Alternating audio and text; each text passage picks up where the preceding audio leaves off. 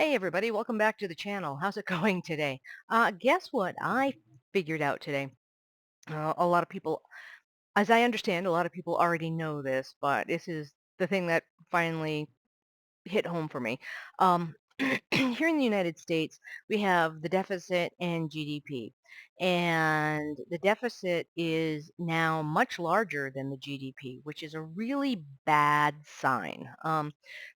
Let me give you let me give you an example. Greece, when when the Greek deficit surpassed 100%, that's when the Greece monetary system and the economy went downhill, and then it ballooned way past 100% of the gross domestic product of the country, and basically the country could not make money fast enough to service their debts, to service their loans, and that's when things started to break down.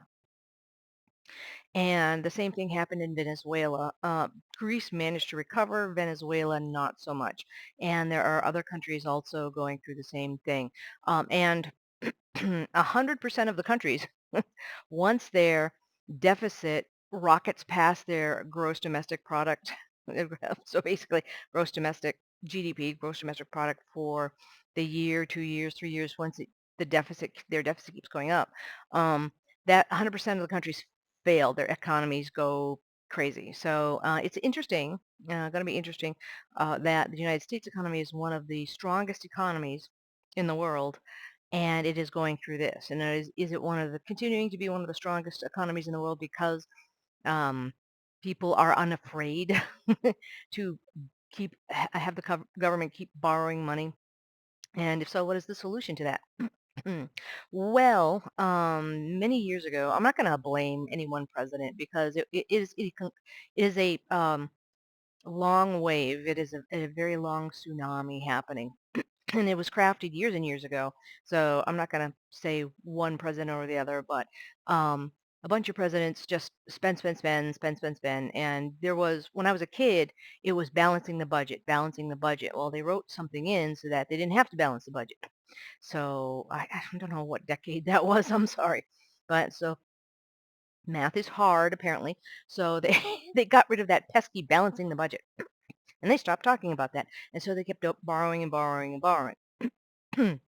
Which is okay, except there needs to be the fiscal responsibility. So everyone in, I'm going to say in Washington, I'm just going to call that, yeah, everyone in Washington is fiscal responsibility until it comes to them and their pet project and their state and their buddies and their everything. So yes, the dollar speaks stronger than the good of the American people.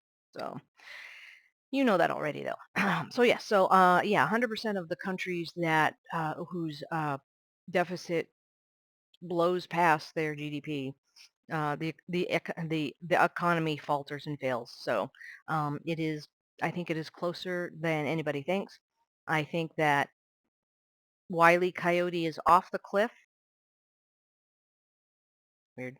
Off the cliff and in the air and is still doing his thing and is just beginning to start to look down. But once Wile E. Coyote in the United States looks down, then reality will set in. So in my humble opinion, if other things don't kick off, like oil go to way over $100 a barrel, if the things in the Persian things, right, things in Persian Gulf, things that are affecting oil, the oil prices, once the oil prices shoot up because of war, because of um, very bad things happening in the world. That is, I think, the final peg. We might see uh, the economy go down. We might see stagflation where interest is up and GDP is down, interest is up, and there is one other leg to that, and I forget what it is. But it basically it's the things that'll kick that off is that oh product too much product. So basically um, inflation goes up, um, GDP goes down, basically spending goes down. People can't spend anymore. They're waiting for the next, they're waiting for prices to go down. And basically they then start seeing the prices to go down, stagflation.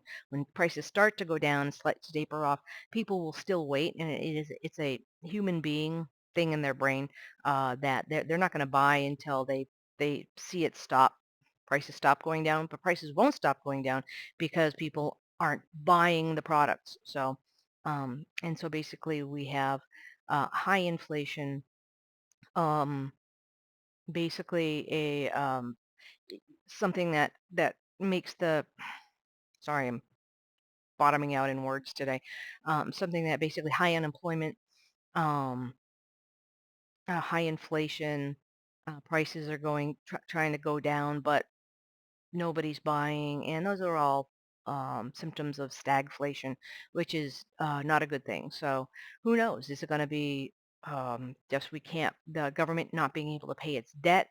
And the house of cards coming down, or is it going to be stagflation? Is it going to be war? Is it going to be effects of all of the above? And usually, things collapsing is a multifaceted thing, and it's very fascinating to watch from a historical perspective, but not as it happens today. So anyway, and the effects of war, and I'm looking up the effects of war, and Wikipedia as it stands now today at April 29th, 2024. Reading from it says, the effects of war also include mass destruction of cities, long-lasting effects on the country's economy. So a lot of people understand that since we are so stacked militarily, it might be something to come at us from behind to knock us on our keister, knock us off kilter.